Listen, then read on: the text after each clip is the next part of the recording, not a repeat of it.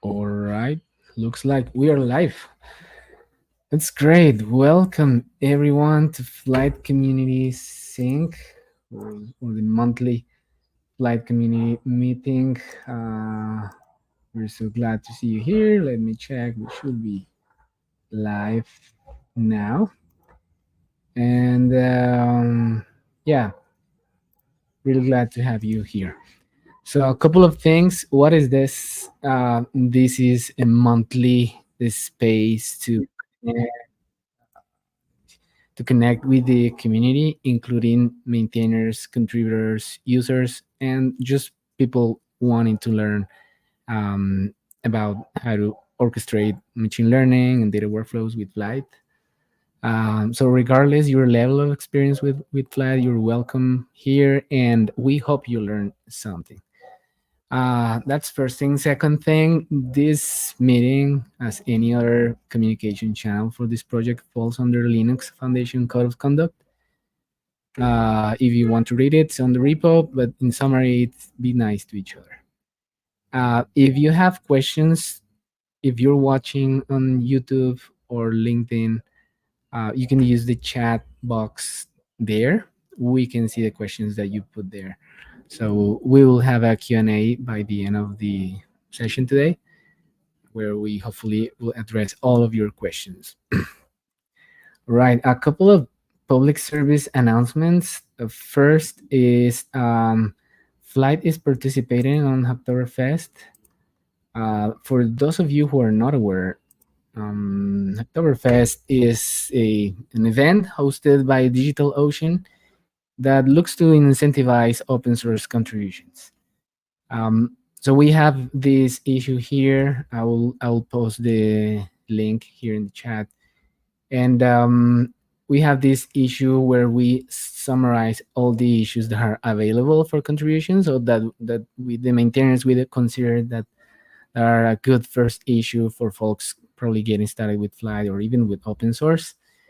This year, this is the third year that Flyte participated on this, and we decided to focus on documentation enhancements and improving examples or even creating new examples.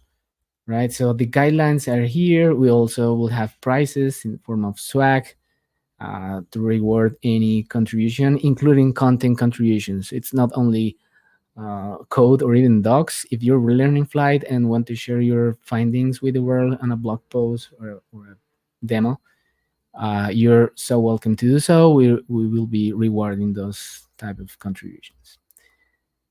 Cool. And the other announcement is that we are running, with the support of a user research team, we are running a series of interviews, not job interviews, like informal interviews that require zero preparation with ML engineers or machine learning team leads to learn about your role, your challenges, your needs, and we will use this information to inform the Flyte roadmap. So, and in return for your time, we're offering a small gift. So, if you want to participate, I will also share in a little bit. Let me do it right away. I will share here a link for a Calendly so you can book a time slot that works for you. It will be great to learn from you. All right. So, without further ado, I will pass it on to Victor. Welcome, Victor. How are you? Hi, thanks. Thanks for having me. How are you? Doing well. Yeah, really happy to have you here finally. And yeah, so the stage is all yours. Thank you. Let me start presenting. Wait, with presenter notes, it's better. Okay. Can you see the slides properly? Yeah, I can see it. Great. All right, so hi everyone. My name is Victor Delépine. I'm a software engineer at Wayve in the data platform team.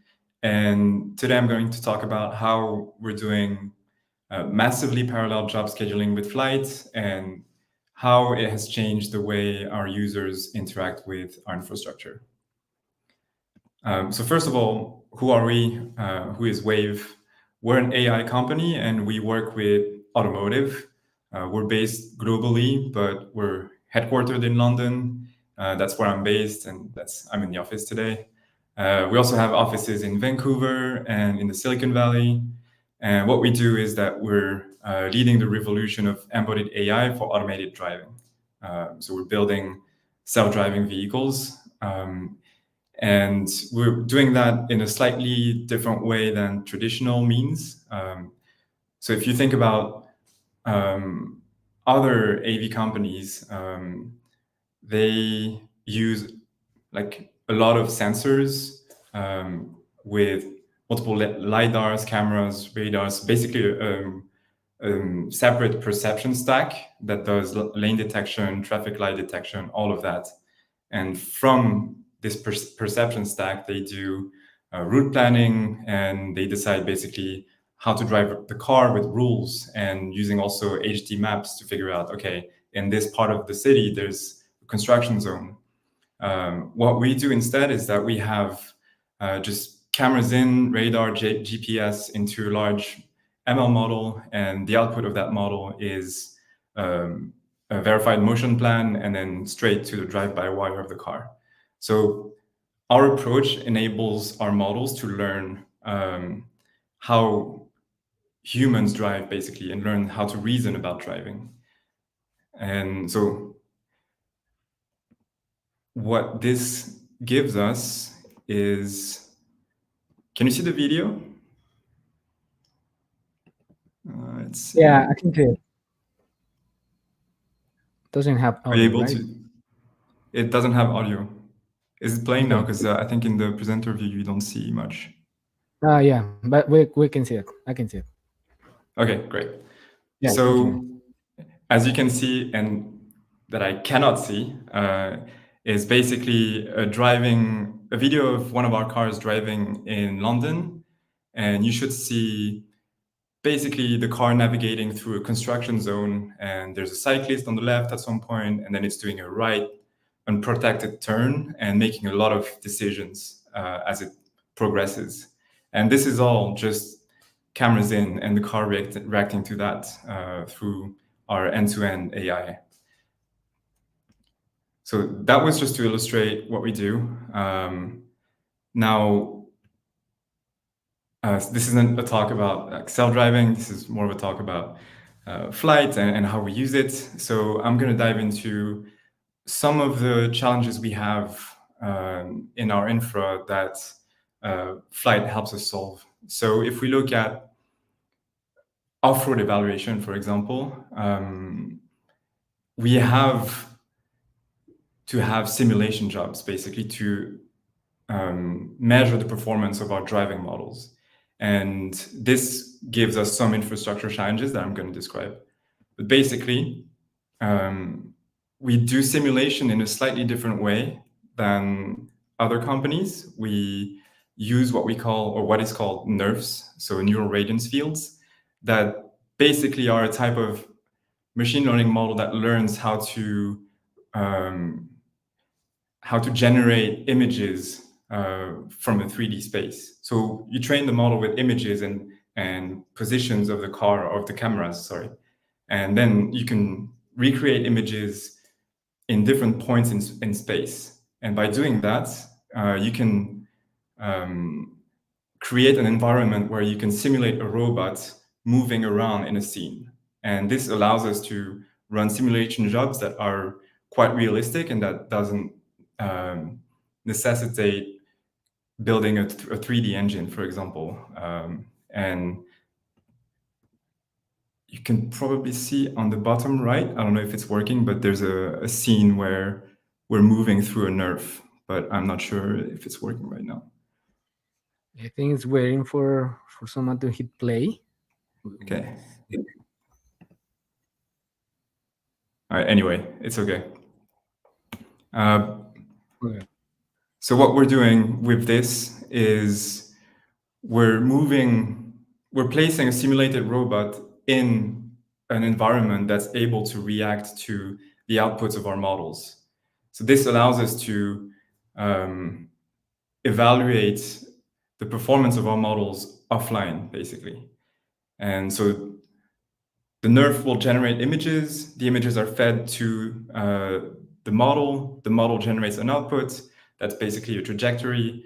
And from the trajectory, we can prompt the nerf for, or ask the nerf for a new rendering of the scene based on the new position. And then we do that over and over again. And we get basically a simulated movement of the car in an environment. And from that, we can measure performance of a model. There's a blog post about this that I linked here. And if it's playing, and I hope it's playing, you can see a collection of scenes from Ghost Gym, which is our simulator. Yes, it is playing. It is playing. Nice. Yeah. And so from that comes a few job scheduling problems. If we want to evaluate a specific driving model, we need to run, let's say, a few thousand jobs, basically, one job per scenario. And each scenario is a specific scene that we've identified as interesting or that we want a model to be evaluated against. And the way it works is that each scene, since each scene needs to test the driving model, it needs a GPU so that we can run inference on the images that are generated by the nerf. And so this basically is a really large fan-out problem where we have thousands of jobs to schedule concurrently. And if we have multiple model developers that want to evaluate a specific driving model, then there's even more jobs to run. And this is where Flyte helps us a lot. And I'll get into how we do that a little bit later. We also have different kind of workloads besides offered evaluation. I mean, we have offline labeling where we run some computer vision models or other models on large amounts of images. And that's not something that's happening on the car. It's something we do offline so that we can have some metadata that is useful for us to understand what is going on. The car just has images in and then driving out, basically. The nerf models that I showed you for off-road evaluation, those also need to be trained, and they're trained by sections of the road, basically, where we want to recreate scenes. So this creates massive training jobs as well, where we have, so smaller training jobs, but with a massive parallelism. And this is where Flyte helps us a lot as well. And then we have data pipelines or other simpler, I would say, or more traditional workloads. Now, if we keep the nerfs as an example, there's this interesting evolution from a fan-out that I would say, where instead of just scheduling one job, we schedule a series of jobs, and those are all running in parallel and need to run sequentially. And this is like in Flyte terms, for the previous scenario I was showing, we would use map tasks for this. But for this one here, we can't really use map tasks. So we had to find another solution with the help of the Flyte community and Union AI that I'll describe a little bit later as well. Okay, so yeah, how was life before Flyte? Before Flyte, we only had our own in-house job orchestrator for Spark data pipelines. And like in many companies, this starts from a need for data sets, and then you spin up a data platform team, and the data platform team creates both the infrastructure and the logic to process the data. And so you end up having a really specialized team that's able to create data pipelines and process data very efficiently. But then this can create abstractions that are not necessarily user-friendly for like later growth stages of your company, where you might need different users to work with your orchestrator. So anyone that wanted to run jobs at scale would basically be on their own unless they used Spark and had to understand how this scheduler worked, understand CI/CD, all of that. And like our users are mostly ML researchers, and we don't really want them to have to figure that out. We'd rather have something simple for them to use. Yeah, so what they would do instead is just go on their own and orchestrate jobs manually, run scripts that would just do kubectl apply, and then track the status of the jobs themselves, to retries themselves, basically the human orchestrator, like using their brains to orchestrate manually. And so doing this approach of like scheduling manually you have no retries, you have no statuses.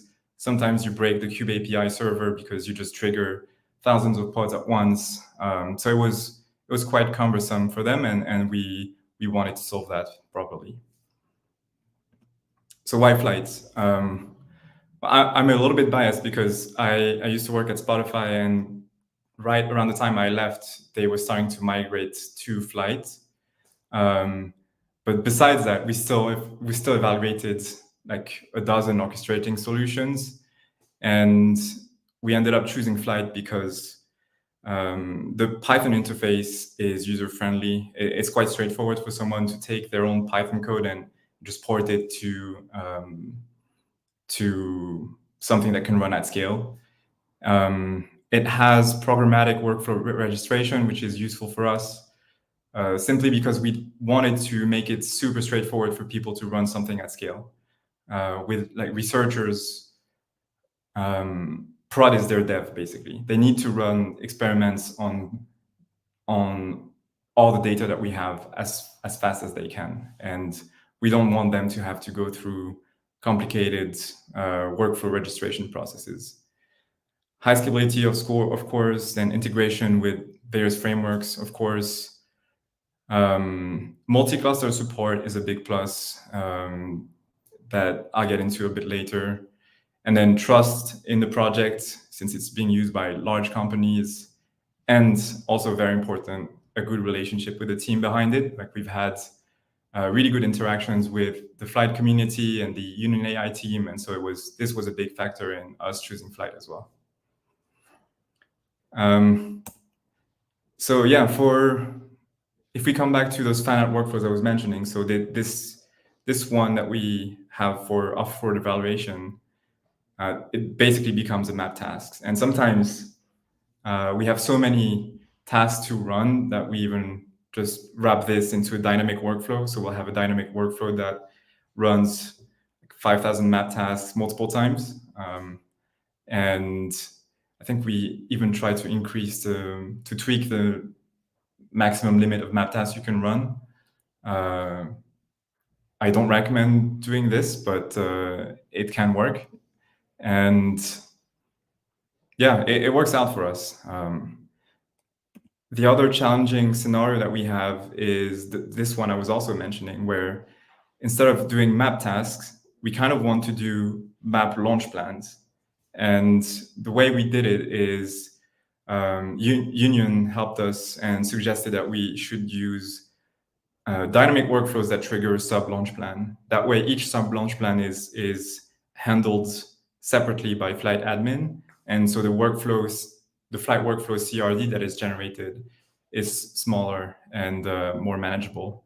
So this works quite well, but it's kind of heavy on the Flyte UI. It's kind of heavy on the Flyte backend as well. And yeah, we've had to do a few tweaks to make that work. And yeah, when we deployed Flyte, we had to work a little bit on our integration with Bazel because we use Bazel internally. And there is an existing Bazel integration project, like a Flyte Bazel project, but it didn't meet our needs. Like our setup was slightly different, so we preferred to do that, like tweak that ourselves. But it's basically just creating an entry point and importing some parts of the FlyteKit library in our repo. It's nothing very complicated. Then we had to integrate everything with Azure. It was quite... there were a few challenges related to blob storage, authentication, and some small tweaks we had to do. I think in like some cases there were some missing edge cases that were supported only for AWS and GCP, but not Azure. And now this is behind us, so now I think it works quite well. And if I remember correctly, Union released a Terraform module to deploy Flyte easily or something like that, which we wish we had back then. In terms of other challenges, we had some performance tuning challenges as well. So on the Flyte propeller side, we just bumped up the number of workers. Since we schedule a lot of different workflows at once, by the way, this is work from Tom and my team, so I won't go into too much detail because he knows this much better than I do. But basically, we had to increase downstream eval duration and workflow re-eval duration so that we don't re-queue all the workflows that are queued every too frequently, basically, because otherwise you want to Flyte Propeller will reevaluate the status of your workflows quite frequently, and we're happy trading some latency in the status updates of those workflows for more scalability. Then we also found that the Flyte Propeller work queue does rate limiting using a token bucket algorithm.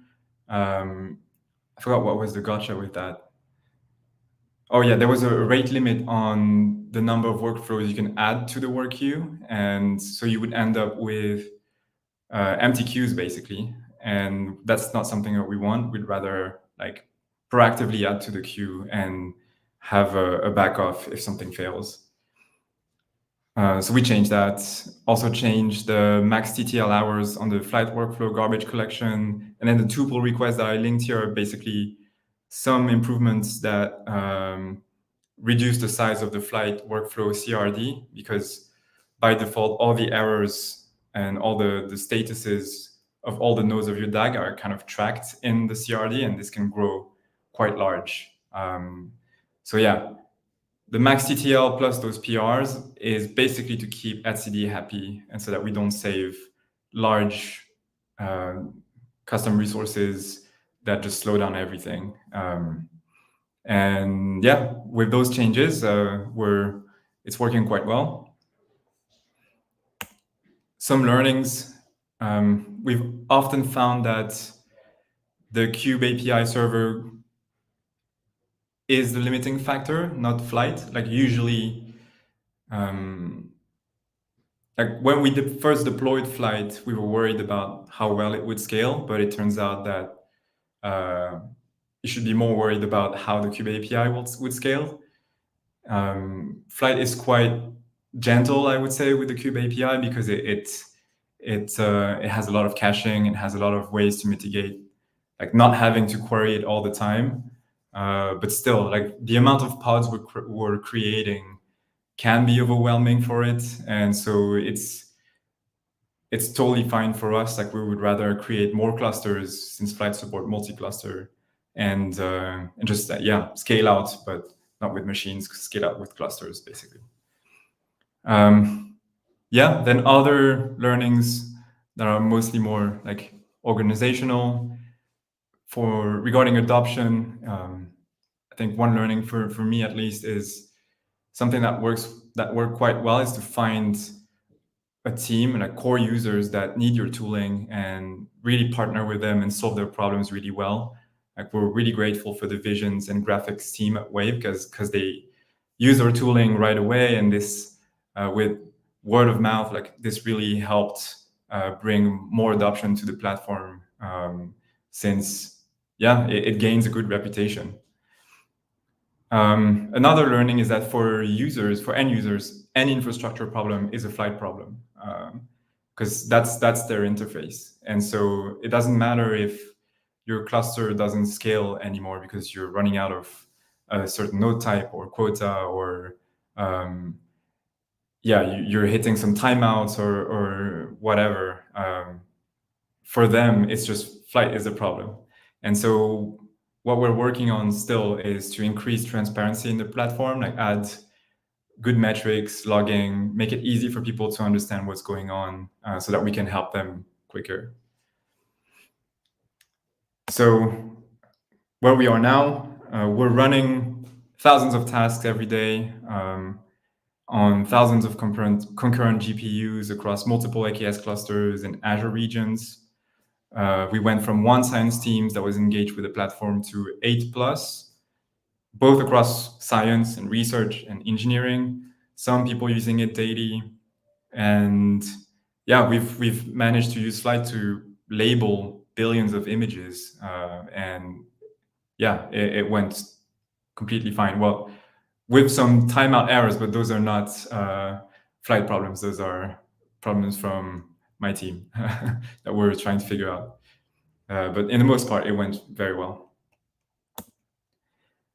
And as for what's next, we have more simulation challenges coming up because as our models improve, measuring performance improvements requires more and more driving data. So we need to ramp up the amount of simulation jobs that we run. And since each simulation scenario needs a GPU, then that's thousands and thousands of scenarios that need to run with a GPU.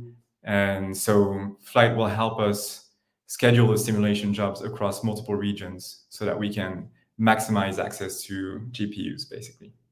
And yeah, Flyte is key for this strategy that we have.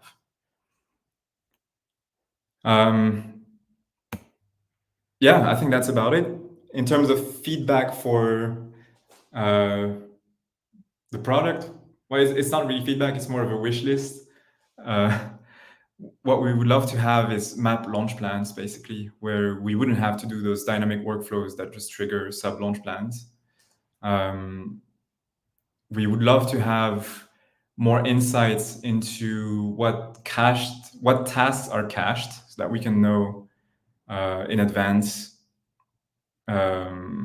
or like explore what is already cached, because some tasks that we run are very expensive to run.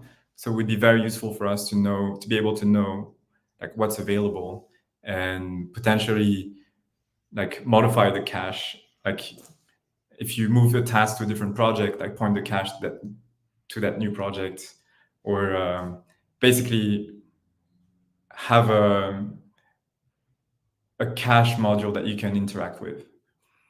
More advanced multi-cluster support, that would be super useful. I know that there is a special interest group in the Kubernetes project that is working on multi-cluster. It would be great if Flyte could integrate with that once it's ready. And because right now, my understanding is that you can choose which cluster you want to run workloads in, but you can't really have more advanced logic besides this weighted round robin approach that you can use. But when you're doing multi-cluster like us, there's a lot of variables to take into account to make a scheduling decision. Like you need to know about GPU availability, you need to know about data locality, and all of these factors play a role into deciding in which cluster, in which region you want to schedule a job in. So having a way to express that would be amazing. Then quota management. Right now, you can basically use Kubernetes resource quotas in Flyte. What would be amazing is to have like priorities and quotas where a team could run a job on everyone else's quota if no one is using the cluster. And once a higher priority job comes in, it just preempts resources. I'm pretty sure there's a way to do that with like classic Kubernetes constructs, but yeah, some features for that would be very useful. Then notifications on Azure, this is not supported at the moment. And yeah, then different pod templates for Spark tasks, because we basically on Azure, or the way we have things set up right now, you cannot run a Spark job with Spot executors and on-demand drivers. And because you can only have the same pod template across both drivers and executors. And yeah, we don't want a Spot Spark driver, because if it gets preempted, the whole job dies. And yeah, finally, automatic offload for large gRPC payloads. Because right now we get into those errors that say like you're hitting the gRPC max size and for like inputs.protobuf or those kind of files. But yeah, it would be useful if we could have something that offloads to blob storage automatically for large payloads. Yeah, I think that's it. We're hiring. Please take a look at the career page. And thanks for listening.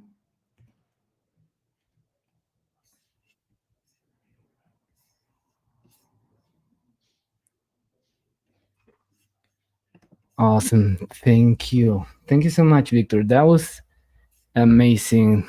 There's at least one question. Let me put it here.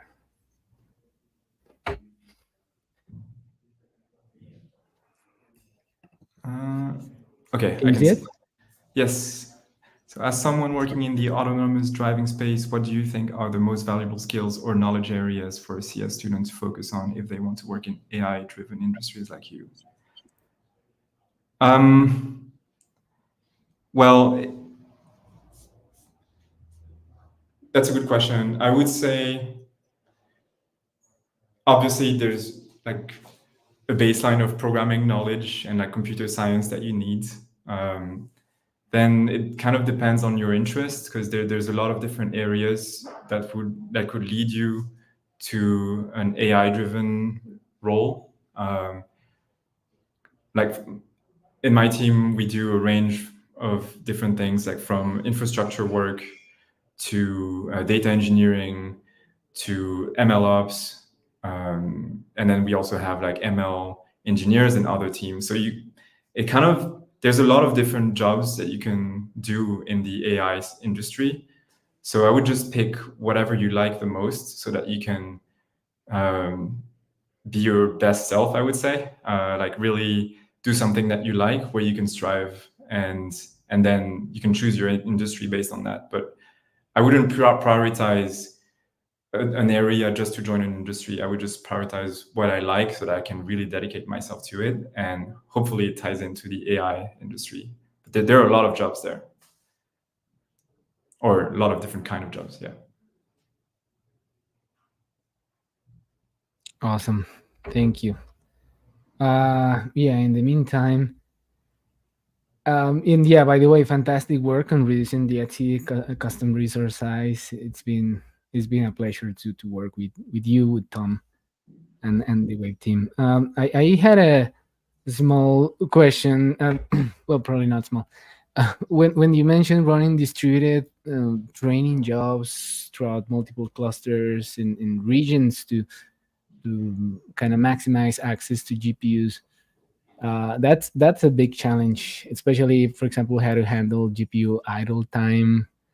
And you mentioned that you're using T-Force, so probably not having to use partitions like some other GPU families have. But I'm wondering, in terms of efficient access to accelerators, have you faced any challenges? Is there anything where probably Flyte or an integration could help there? So just to clarify, when I mentioned distributed training, it's not a big training job that runs over multiple GPUs.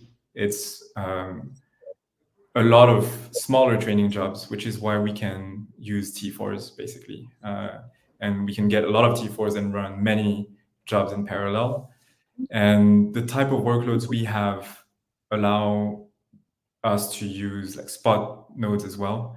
So I don't think, well, since we've deployed Flyte on our own cloud, getting access to those resources is kind of easy, right? Because we just deploy it, and then we get the job runs on our Kubernetes clusters, it all scales, and then we're fine.